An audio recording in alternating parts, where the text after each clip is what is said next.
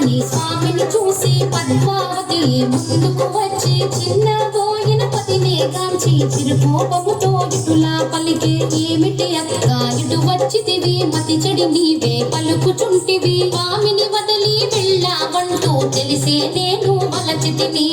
ఆడుదానవైనా నీవు సత్తు కొనక గడపే దాటి ఇప్పుడు స్వామిని నిందించుటలో ఏమి సబబు కలదు నీకు త్రేతాయుగమున వింత కోర్కెలు కోరి నీవే తెచ్చుకుంటివి అందరు లేడి ఇలలో కలదా లక్ష్మణ గీటు దాట తగున పాపర యుగమున తులసి దళముట స్వామి తూగెను నీ కోసం ముల్లోకాలు మెచ్చుకునంగా ఆనాడెంతో మురిసిపోతివి ప్రాణనాథుని వదిలి వెళ్ళి ఇప్పుడు వచ్చుట ఏమి ధర్మము కొత్తగా పెళ్లి అయిన వారము ముద్దు ముచ్చటలు మాకు లేవా. లక్ష్మీదేవి పద్మావతితో కయ్యం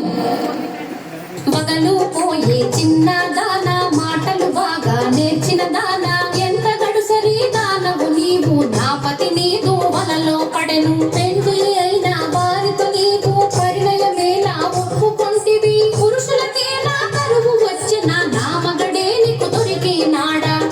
పద్మావతి లక్ష్మీదేవితో కయ్యం స్వామి మదిలో నీవే ఉంటే మరి యొక్క దానితో పనియేలా స్వామి ప్రేమతో నన్నే వలచను మాటలు మీదకు నెరజానా తిరమన్నది నీకు లేనే లేదు ఇల్లు ఇల్లు తిరిగే దానవు ఒక చోటైనా కుదురుగా ఉండవు ఎందుకు నీకు మగడు ఇల్లు ప్రేమత భర్తను లాలించాలి పది కౌగిటిను వది ఉండాలి రెండు నీ కడలేనే లేవు వచ్చిన దారిని మరలి పొంగు. సవతుల దెప్పి పొడుపు మాటలు లక్ష్మీదేవే పద్మావతిని ఎత్తి పొడుపు మాటలు అనగా పద్మావతియే లక్ష్మీదేవిని పుల్లా వెలుపు మాటలు అని ఇద్దరు భార్యల మాటలు వింటూ శ్రీనివాసుడే సర్ది చెప్పగా స్వామి పలుకులు ఆలకింపగా నా వాడంటే నా వాడని నా వాడంటే నా వాడని నా వాడంటే నా వాడని నా వాడంటే నా వాడని నా వాడంటే నా వాడని. ఏడుకొండలవాడ వెంకటరమణ గోవింద.